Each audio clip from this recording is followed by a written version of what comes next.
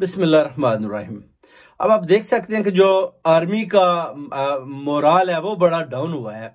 उसकी वजह के अयूब से लेकर आप देख लें या तक आर्मी का मोराल डाउन होता होता आखिरकार आप देखें मुशर्रफ के दौर में भी क्या हुआ। उसके बाद मुशर्रफ ने नवाज शरीफ को पकड़ा, उसके बाद इनको छोड़ दिया, फिर मुशर्रफ खुद भाग गया। उसके बाद आप बाजवा का दौर देखें, बाजवा ने नवाज शरीफ की दौड़ें लगवाई, उसके बाद इनको वापस लिया, फिर इमरान खान के पीछे लग गया। अब वो कह रहा है कि हमारी आर्मी किसी काम की नहीं है। तो मैं पूछता हूं कि वन मैन आर्मी जो शो है ना, ये नहीं होना चाहिए बेसिकली। और लोगों को भी चीफ ऑफ आर्मी स्टाफ के लेवल पर जैसे कि जजेस होते हैं, इस तरह एक पूरा ग्रुप होना चाहिए, एक पैनल होना चाहिए जो मिलकर फैसला करें। ये जो एक चीफ ऑफ आर्मी या वन मैन शो, जैसे कि अभी नए आसम मुनीर साहब आए हैं, आप देख सकते हैं कि एक दफा भी आपने देखा हो, सुना हो कि उन्होंने कोई तकरीर की हो, कोई बात की हो, बिल्कुल को देखने में भी करीब से नहीं गुजरी।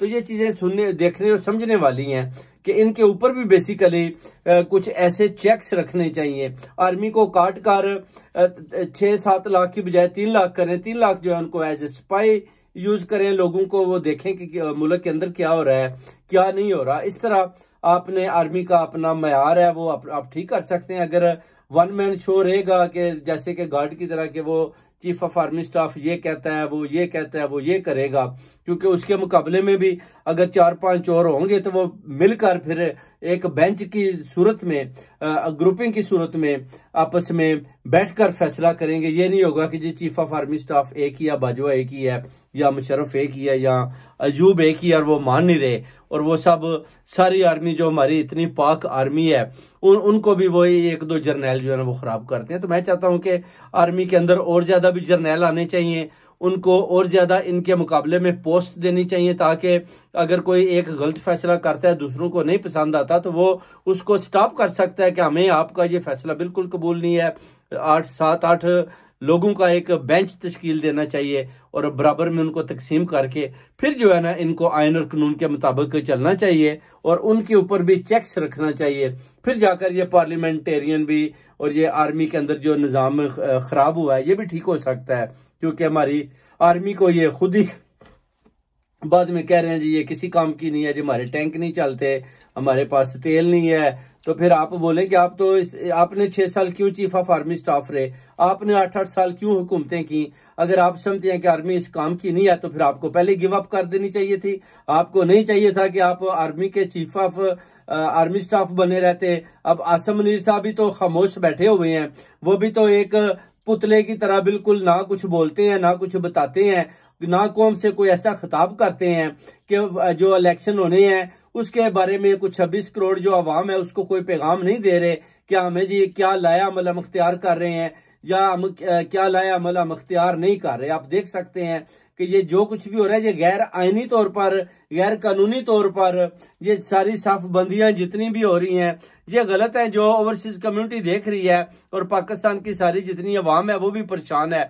महंगाई का आलम है, इसलिए chief of army staff Asim Munir साहब के अलावा भी और आर्मी वालों को भी जो सीनियर्स हैं उनको सामने आना चाहिए, अवाम से थोड़ा खिताब करना चाहिए। पहले तो आप बड़े खिताब करते थे कि ये जी हम ये हो रहा है, मुझे जी मजबूरन प्रेस कॉन्फ्रेंस करनी पड़ी है और मुझे सामने आना पड़ा है। अभी आप सामने क्यों नहीं आ रहे, अभी क्या प्रॉब्लम है, अभी आप क्यों नहीं आते, अभी आप अवाम से खिताब क्यों नहीं करते। आप जनरल आसम मुनीर साहब को सामने खड़ा करें, उनको बोले कि अवाम से प्रेस कॉन्फ्रेंस करें, उनके लाया अमल अख्तियार करें, बताएं कि क्या होने वाला है, क्या कर रहे हैं, इलेक्शन का क्या होगा, पार्लियामेंट का क्या होगा, जजेस को कौन डरा धमका रहा है। त्याब बंदयाल साहब के फैसले के बारे में अपना बताएं कि उनका फैसला ठीक है, इलेक्शन 14 अक्टूबर को होंगे या नहीं होंगे, आप ये क्या सिस्टम और निज़ाम क्या चला रहे हैं, आप इमरान खान साहब को दोबारा जीत कर आने देते हैं नहीं आने देते। अवाम को, कौम को बताएं अगर आप समझते हैं कि आप पाकिस्तान के मुहाफिज हैं और आप आर्मी में आपको जो ओहदा दिया गया है वो पूरी पाकिस्तान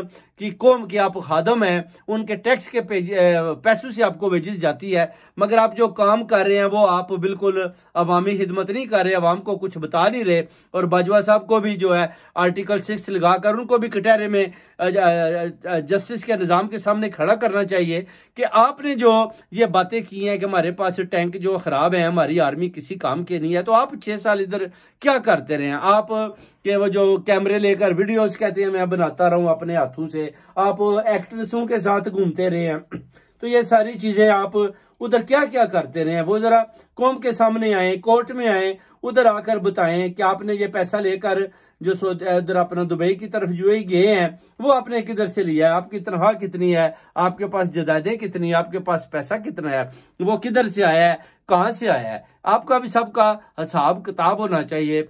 तोशाखाना का भी आपका हिसाब किताब होना चाहिए कि जो बाहर के लोग आपको गिफ्ट देते हैं वो आप कैसे बेचते हैं, वो आप किधर लेकर जाते हैं, उनका क्या करते हैं। जमीनें तो आप खुद ही अपने नाम पर अलॉट करवा लेते हैं। जी अब मैं जी जनरल हूँ, मुझे इतने मरबे दे दें, मैं मेजर हूँ, मुझे इतने मरबे दे दें, मैं कर्नल हूँ, मुझे इतने मरबे दे दें।